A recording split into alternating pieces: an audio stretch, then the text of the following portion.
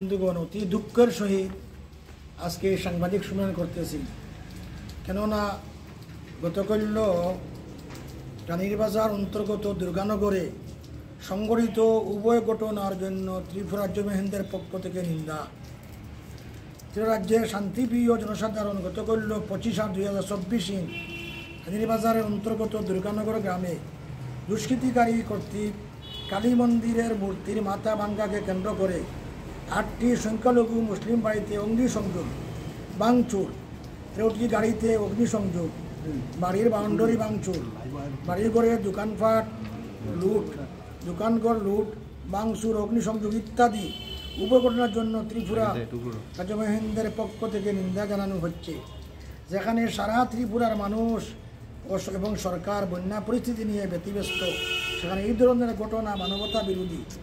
রাজ্যের ও এলাকার ধর্ম, বর্ণ, দলমত নির্বিশেষে সকলের শান্তি সম্প্রীতি বজায় রাখার জন্য অনুরোধ করা হচ্ছে। সাথে সরকার ও প্রশাসন নিকট দাবি করা হচ্ছে উভয় ঘটনার দুষ্কৃতিকারীদেরকে চিহ্নিত করে দৃষ্টান্তমূলক শাস্তি দেওয়ার ব্যবস্থা যেন করা হয় এবং ক্ষতিগ্রস্তদের তদন্তক্রমে উপযুক্ত ক্ষতিপূরণ দেওয়ার জন্য রাজ্য সরকারের নিকট অনুরোধ করা হচ্ছে। আমরা মাননীয় মুখ্যমন্ত্রীর কাছে দেওয়ার কথা ছিল, ডিসিপির কাছে, কিন্তু আজকে অফিস বন্ধ, আমরা দিতে পারি নাই, সে চলে আসছি। দুঃখের ব্যাপার, রানীরবাজার থানা আমাদেরকে অনুমতি দেয় নাই যাইতে। দুঃখের ব্যাপার, ভারতবর্ষের মধ্যে এই নজির নেই যে জমিয়তের প্রতিনিধিকে কোনো স্পটে যাইতে নিষেধ করা। এই প্রথম।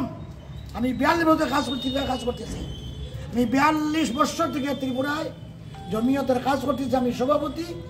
এই প্রথম আমাকে আজকে দুর্গানগরে যাইতে নিষেধ করা হয়েছে এবার থানা থেকে। এটা আমি মানতে পারি নাই। কেন? আমরা আমাদের স্লোগান কি?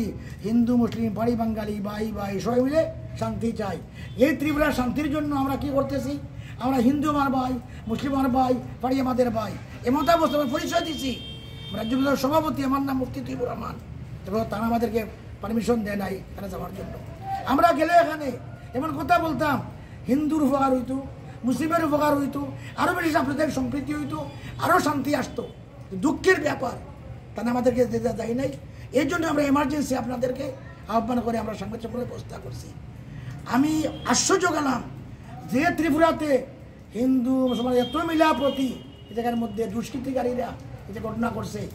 আমরা কালী মন্দিরের মাথা ভাঙ্গাকে আমরা মানি নাই, এবং এই যে 8টি দোকান, 8টি বাড়িঘর ধ্বংস করা, গাড়ি ধ্বংস করা, অগ্নিসংযোগ করা, লুটপাট করা, এগুলো আমরা মানতে পারি নাই। এই জন্য রাজ্য সরকারের নিকট অনুরোধ, কঠোর শাস্তি দেওয়া দরকার, চিহ্নিত করে তদন্ত করে। না হলে ত্রিপুরার মধ্যে এই যা হইতেছে, এরা আরও বেশি সুযোগ পাইব, যাতে এগুলারে বন্ধ করা হয়। সেই চেষ্টা জন্য আমরা আজকের সাংবাদিক সম্মেলন। আগামী দিনে আমরা মুখ্য